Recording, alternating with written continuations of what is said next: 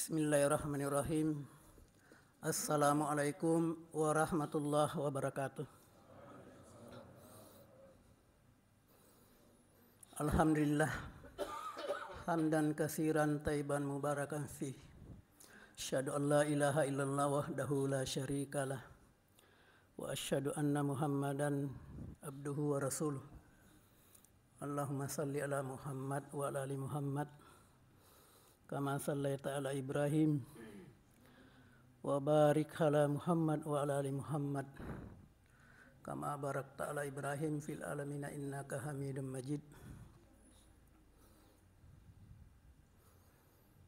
Ma'asyiral muslimin rahimakumullah, i'lamu fa innal khaira hadisi kitaballah wa khairal hadi hadi Muhammad Rasulullah sallallahu alaihi wasallam wa syarrul umuri muhdasatuha wa kullu muhdasatuha bid'ah wa kullu bid'atin dalalah wa kullu dalalatin finnar. Jamaah subuh semoga dirahmati oleh Allah Subhanahu wa taala. Pada ceramah subuh pagi hari ini kita perlu saling mengingatkan untuk senantiasa bersyukur kepada Allah Subhanahu wa taala. Karena dengan mensyukuri nikmat-nikmat Allah menjadi alasan bagi Allah untuk mempertahankan bahkan meningkatkan nikmatnya itu. Seperti tadi ayat dibacakan oleh imam kita, surah Ibrahim, la in syakartum la azinakum wa la in kafartum inna azabi lasyadid.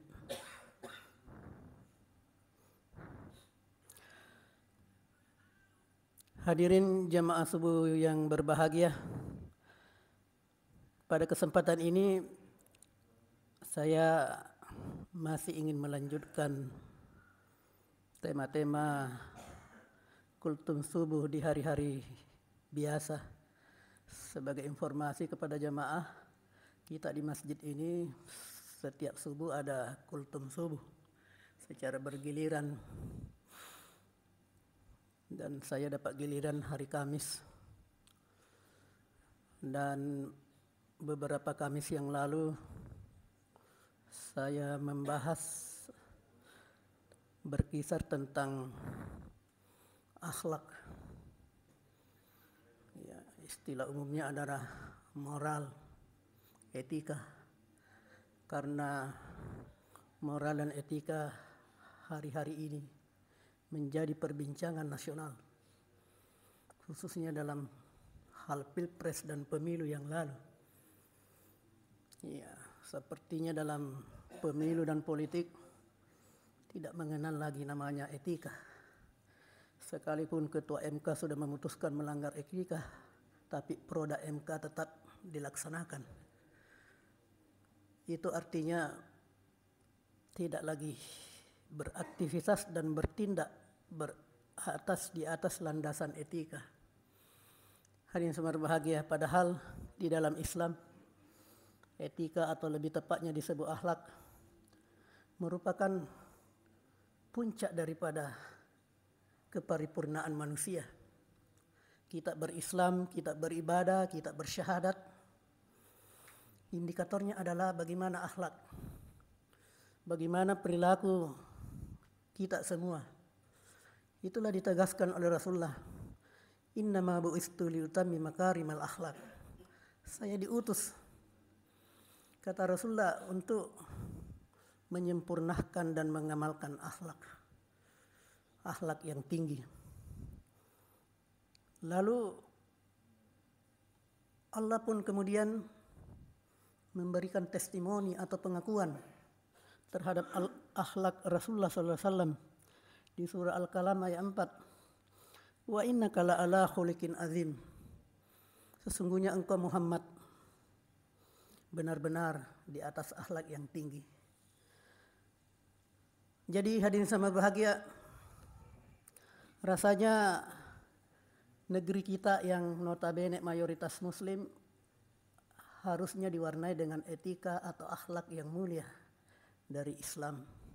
Karena kita ini bersyahadat semua, beribadah, dan syahadat dan ibadah itu baik tidaknya diindikasikan dengan perilaku atau akhlak itu. Hadirin yang berbahagia, untuk dipahami semua ibadah di dalam Islam, goalnya adalah akhlak, goalnya adalah takwa, dan akhlak itu adalah bagian daripada takwa. Misalnya di surah Al-Baqarah disebutkan, A'udzubillahi samil alim minasyaitonir rajim. Ya ayyuhan nasu a'budu rabbakumul ladzi khalaqakum walladzina min qablikum la'allakum tattaqun. Wahai manusia, beribadalah kepada Rabbmu, sembahlah Rabbmu Tuhanmu yang telah menciptakan kamu sebagaimana orang-orang terdahulu telah beribadah kepadanya, agar kamu la'allakum tattaqun, supaya kamu bertakwa. Jadi kita disuruh beribadah kepada Allah, tujuannya apa? Takwa.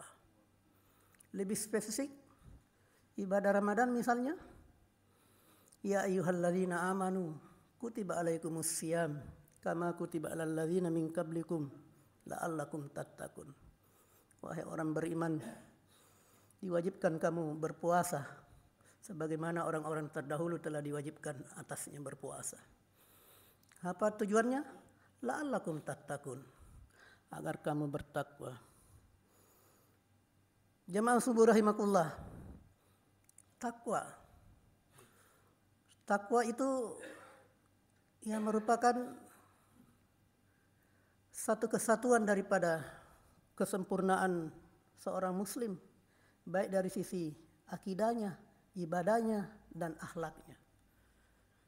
Itulah yang digambarkan di dalam surah Ibrahim. Bagaimana sosok seorang muslim yang ideal, yang baik, yang bertakwa. Digambarkan dengan sangat indah di dalam surah Ibrahim ayat 24 dan 25. Mari kita lihat. A'udzubillahi samil alim minasyaitonir rajim. Alam tara kaifa daraballahu masalan kalimatan thayyibah kasyajaratin thayyibah asluha sabit wa furuha fis sama. Tu'ti ukulaha kullahini bi isni rabbiha wa yadribullahu amsala lin-nasi la'allahum yatasakkarun. Tidakkah kamu, kata Allah, memperhatikan bagaimana Allah telah membuat perumpamaan yang baik seperti pohon yang baik, akarnya teguh dan batang dan cabangnya subur menjulang ke langit. Tu'ti ukulaha, setiap saat dia menghasilkan buah dengan izin Tuhannya. Demikian Allah membuat perumpamaan untuk manusia supaya mereka selalu ingat. Hadirin yang berbahagia, Allah membuat perumpamaan bagaimana sosok muslim yang baik ibarat pohon yang baik. Apa ciri-ciri pohon yang baik? Di dalam ayat ini ada 3 cirinya. Satu adalah akarnya yang menghunjang ke bumi, mengakar ke bumi dengan kokoh. Akar ini diumpamakan, dimisalkan dengan iman kita, dengan akidah seorang muslim. Akidah seorang muslim, ya, yang disebut tadi kalimatun thayyibah, kalimat yang baik. Disebut kalimat yang baik dalam tafsir disebut adalah kalimat tauhid, kalimat la ilaha illallah. La ilaha illallah artinya, hadirin yang berbahagia, tidak ada Tuhan. Tidak ada Tuhan kecuali Allah. Nah, ini kalau kita renungi dan aplikasikan dalam kehidupan sehari-hari, luar biasa. Tidak ada Tuhan selain Allah. Tidak ada yang memberi rezeki selain Allah. Tidak ada yang memberi jabatan kecuali Allah. Tidak ada yang memberi manfaat, kesembuhan, kebahagiaan. Tidak ada kecuali Allah. Manusia mengulurkan sakatnya itu hanyalah sebagai perantara saja. Tapi sumbernya dari Allah Subhanahu wa taala. Dokter menyembuhkan, membantu kita, memberi resep obat. Ya. Itu hanyalah perantara. Ya. Ilmu dokter itu mendapat hidayah dari Allah Subhanahu wa taala. Dengan konsep seperti itu, hadirin semua berbahagia, ya, maka harusnya tidak ada yang ditakuti kecuali Allah Subhanahu wa taala. Ya. Tidak ada yang menjadi tujuan kecuali Allah Subhanahu wa taala. Itulah konsep la ilaha illallah. Yang kemudian dijabarkan dalam syahadatain. Ya, asyhadu an la ilaha illallah. Itu penegasan kita bersaksi tidak ada Tuhan selain Allah. Wa asyhadu anna Muhammadar Rasulullah. Penegasan bahwa Muhammad itu adalah Rasul, utusan Allah, panutan, ikutan, patron, ya, yang harusnya menjadi teladan bagi kita. Itulah gambaran tauhid yang baik. Jemaah yang sama berbahagia, kalau akar baik, maka otomatis batang akan tumbuh dengan baik. Maka demikianlah seorang muslim, kalau akidahnya baik, maka otomatis ibadahnya akan baik. Jadi batang kayu itu diibaratkan ibadah. Ibadah yang baik, ibadah yang kokoh. Ya. Olehnya itu hadirin semua berbahagia, kalau kita mau melihat sejauh apa akidah kita, sejauh apa iman kita, mari kita koreksi sejauh apa ibadah kita. Kalau salat berjamaah kita di masjid, tidak ada bedanya. Mau Ramadan tidak Ramadan sama saja kita tetap datang.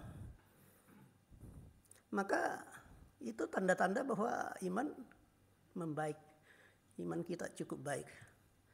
Tapi kalau nanti Ramadan baru datang ke masjid, di luar Ramadan tidak lagi berjamaah, apalagi salat subuh, itu artinya standar iman masih perlu di-upgrade. Mudah-mudahan dengan ibadah Ramadan ini, dengan suguhan-suguhan tausiah, tarwih dan subuh, bisa mengupgrade, meningkatkan motivasi kita dengan mendapat hidayah dari Allah, sehingga iman kita bisa lebih baik. Jadi sederhananya begitu. Sejauh apa akidah iman ini baik? Ya, lihat saja sejauh apa salat kita. Apa sama di bulan Ramadan, luar Ramadan? Ya, kalau sama itu artinya iman kita sudah baik. Rasulullah menegaskan, ya, bahwa persaksikanlah kalau ada seorang pemuda lelaki bolak-balik ke masjid, bolak-balik salat berjamaah setiap waktu, maka persaksikanlah kata Rasulullah, sungguh dia itu orang beriman. Ya, mafhum muhallafanya hadis ini, makna terbaliknya, kalau ada orang tidak risau dan tidak sibuk datang ke masjid, berarti akarnya masih rapuh, imannya masih perlu diperbaiki. Begitu hadirin sama berbahagia. Lalu kemudian kalau akar sudah baik, maka pasti ibadah baik, pasti batang baik. Kalau batang baik, maka tu'ti ukulaha kullahini bi'ismi rabbiha. Maka setiap saat pohon itu akan menghasilkan buah dengan izin Allah Subhanahu wa taala. Ya, kita menanam pohon, katakanlah menanam pohon mangga. Tentu kita mengharapkan buah yang subur, yang baik, ya, yang manis, yang tidak berulat. Ya.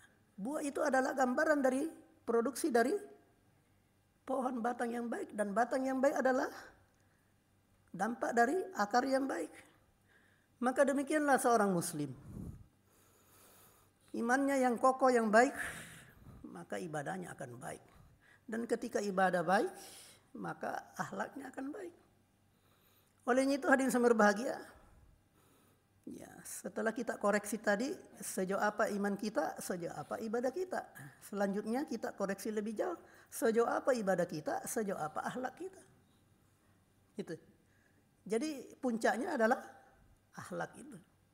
Akhlak adalah segala perilaku dan kelakuan kita, sikap dan perilaku kita sehari-hari. Ya, sikap kita kepada Allah, akhlak kita kepada Allah, sikap kita kepada manusia, akhlak kita kepada sesama manusia, dan sikap kita kepada lingkungan, akhlak kita kepada lingkungan. Seorang muslim yang baik, tidak ada rumput yang diinjak mati. Ya, kira-kira begitu gambarannya. Ya, makanya halaka-halaka muslim ketika pergi berdemo, tidak ada itu sampah-sampah bertebaran dan tidak ada rumput diinjak-injak, apalagi melempar-lempar gedung, mobilnya orang, membakar, menginjak-injak tanaman. Ya, karena mereka berakhlak terhadap lingkungan. Ya. Hadirin yang berbahagia, yaitu jadi sejauh apa ibadah kita dilihat sejauh apa akhlak kita. Ya. Dan ini adalah satu rangkaian akidah, ibadah, dan akhlak. Ya. Dan itu satu kesatuan yang tidak terpisah. Tiga itu satu kesatuan yang tidak tersisa. Karena ada juga orang mau potong kompas. Ya, kalau merasa akhlaknya baik, perilakunya baik, tidak perlu beribadah, tidak perlu salat. Nah, itu sama saja kalau dia bilang ingin buah tetapi batangnya ditebang. Ya, tidak ada itu buah kecuali dengan batang yang baik. Dan tidak ada batang kecuali dengan akar yang baik. Tidak ada akhlak kecuali dengan ibadah yang baik. Dan tidak ada ibadah yang baik kecuali dengan akidah yang baik. Satu kesatuan. Ya. Kalau ada di antara kita kelihatan ibadahnya sudah baik, akhlaknya buruk, tidak usah dicela ibadahnya, tinggal mau ditingkatkan. Jangan seolah-olah kita mengatakan, tidak ada guna-gunanya beribadah kalau akhlaknya buruk. Ya. Karena tidak bisa kita fokus untuk mencapai akhlak yang baik tanpa ibadah yang benar. Hadirin yang berbahagia. Ya. Ibadah kepada Allah Subhanahu wa taala. Karena ibadah ini memang tujuan manusia diciptakan. Wa ma khalaqtul jinna wal insa illa liya'budun. Allah mengingatkan di surah Az-Zariyat, tidak diciptakan kita ini, baik yang hadir di masjid ini maupun yang ada di luar, tidak kita diciptakan kecuali untuk beribadah kepada Allah.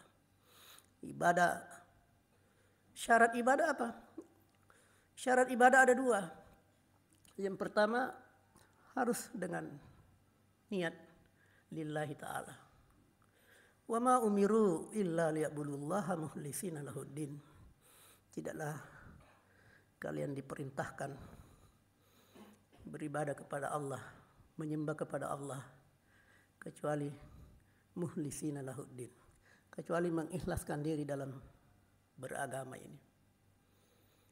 Dan syarat kedua, hadirin yang berbahagia, supaya aktivitas kita dinilai ibadah oleh Allah setelah niat yang baik adalah mengikuti syariatnya, mengikuti syariat Allah Subhanahu wa taala. Ibadah dalam Islam ada dua secara umum. Ada ibadah-ibadah mahdah, ada ibadah ammah atau gairu mahdah. Ibadah mahdah, ibadah khusus, ibadah ritual yang sifatnya gaib. Ya gaib. Kenapa kita salat subuh 2 rakaat? Tidak usah dibahas kenapa 2 rakaat. Karena memang gaib. Karena gaibnya, maka kita tidak usah terlalu banyak berpikir situ, ikuti saja ittiba kepada Rasulullah. Ya. Maka syaratnya ibadah mahdah adalah mengikuti contoh Rasulullah. Ya. Jangan kita berkreasi dan berinovasi dalam ibadah mahdah. Yang sudah ada saja belum tentu kita bisa lakukan dengan sempurna. Apalagi kita mau buat-buat yang lain lagi. Karena syarat itu.